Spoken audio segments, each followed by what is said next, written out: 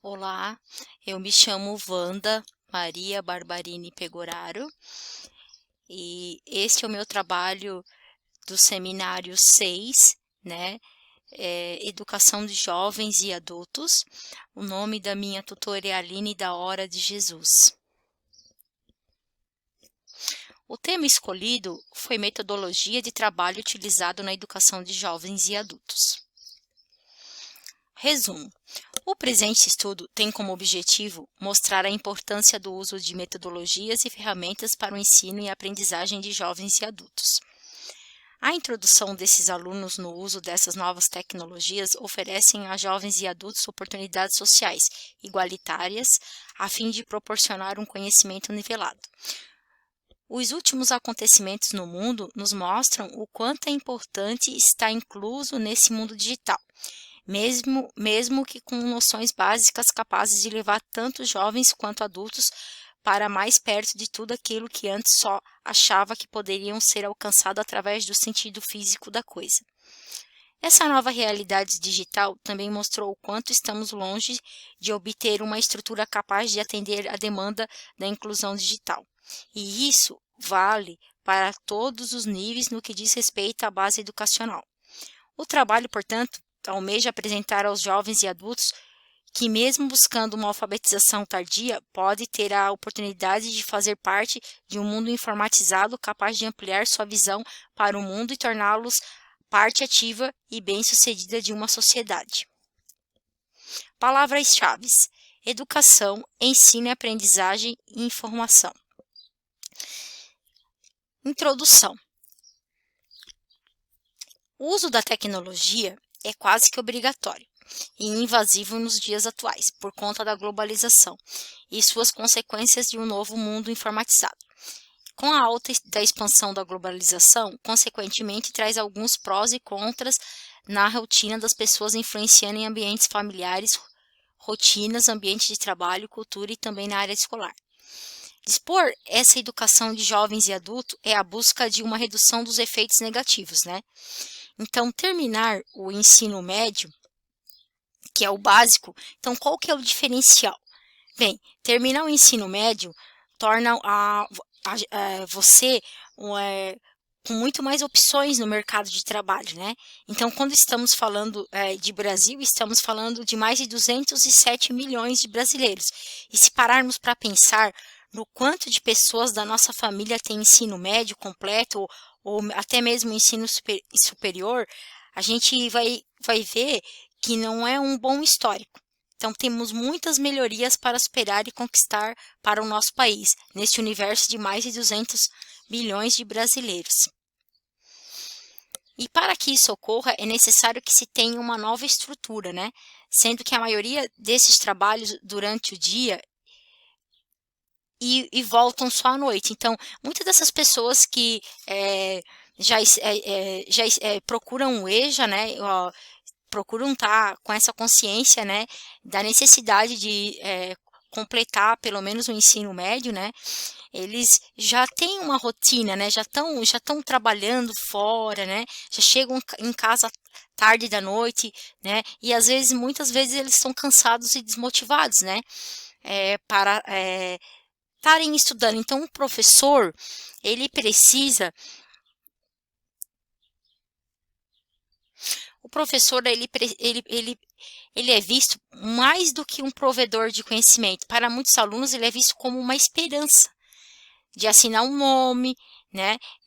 Como uma motivação para o futuro, né?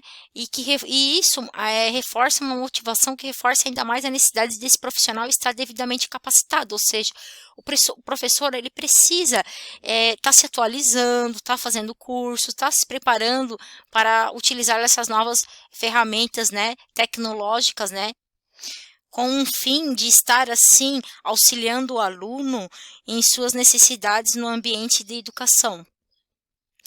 Então, como inserir novos métodos tecnológicos no ambiente da educação? Então, segundo Sancho, 1990, trabalhar as diferenças é trabalhar suas próprias concepções acerca do que é ser diferente, a sua própria postura diante de reações discriminatórias e vexatórias. é lidar com toda a diversidade de forma respeitosa e solidária.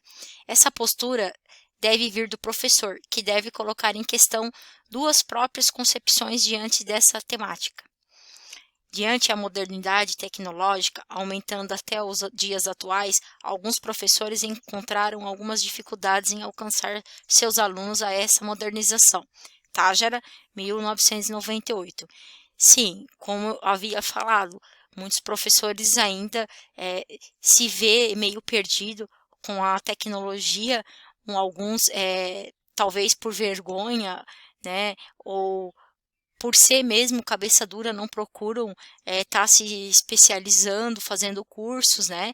Ainda estão naquela velha maneira de ensinar e eles têm que refletir sobre as novas tecnologias e ver que o mundo mudou e que é necessário se fazer uso dessas metodologias na área da educação.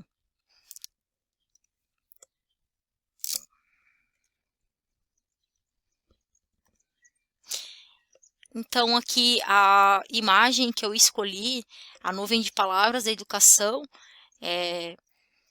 essas palavras vêm à mente quando o assunto é educação, após o período da pandemia, né, Covid-19, né. Essa imagem ilustrativa, com algumas palavras, modalidade, processo, tutor, aprendizagem, mediação, professores, reflexões, interação, distância, educação, tudo que vem à mente, né? Lembrando aí de EJA, de educação à distância. A metodologia utilizada foi uma revisão bibliográfica, explorativa e descritiva, no qual foi utilizada a consulta em livros, dissertações e artigos científicos selecionados através de buscas em sites, livros e mídias confiáveis. Resultados e discussões. Então, aqui a seguir, eu vou apresentar algumas iniciativas, né, do governo federal. Um dos programas que mais tem destaque é o PROINFO. O PROINFO foi criado pelo Ministério da Educação em 1997 para promover o uso da tecnologia e da informação nas escolas públicas.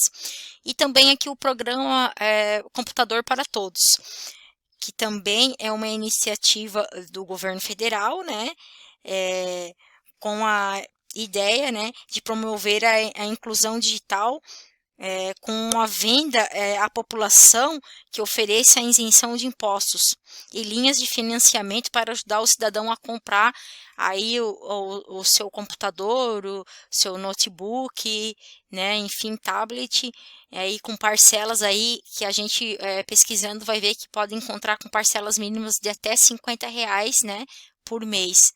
Isso facilita muito o estudante, né, com essas facilidades no pagamento.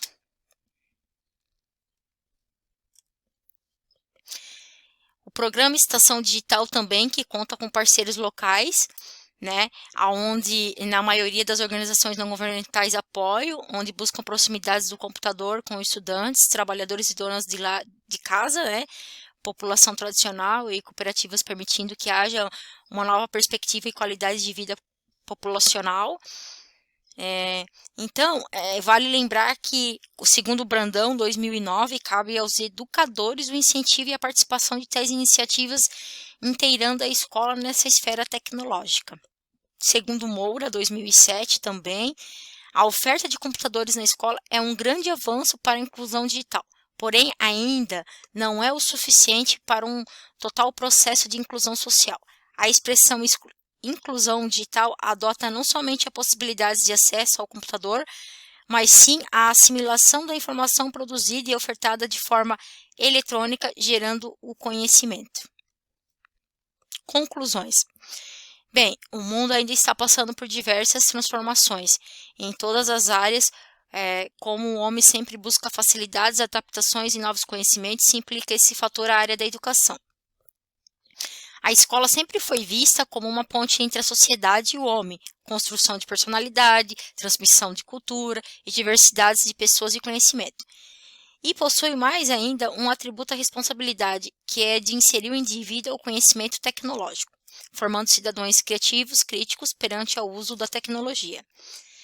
A rede usada para o rompimento de barreiras só é possível se o professor e o aluno conhecem e lidam com essas transformações. É essencial que as novas tecnologias, por si só, não são capazes de desenvolver nem transmitir conhecimento aos alunos, mas podem ser vistas como facilitadoras do processo de aprendizagem. Bem, o perfil do estudante da modalidade EJA é de alguém que possui já um conhecimento prévio do mundo, com a família, com o trabalho, e já faz discernimento sobre a necessidade de voltar para a escola. Então, falando sobre o professor e o aluno, então se faz necessário que a prática da interação e da mediação e da orientação dos conhecimentos façam parte desse cotidiano dos alunos da educação de jovens e adultos, já que os adultos aprendem de forma diferente, visto que já são independentes e desenvolvem diversos papéis sociais com experiências e responsabilidades. A evasão escolar ainda é muito grande aqui no Brasil. É de suma importância reorganizar as demandas das escolas.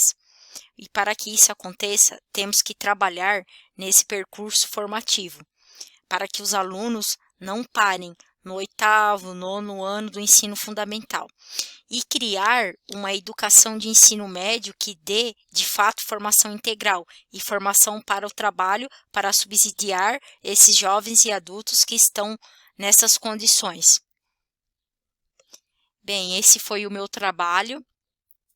Aqui na sequência seguem as referências do meu trabalho.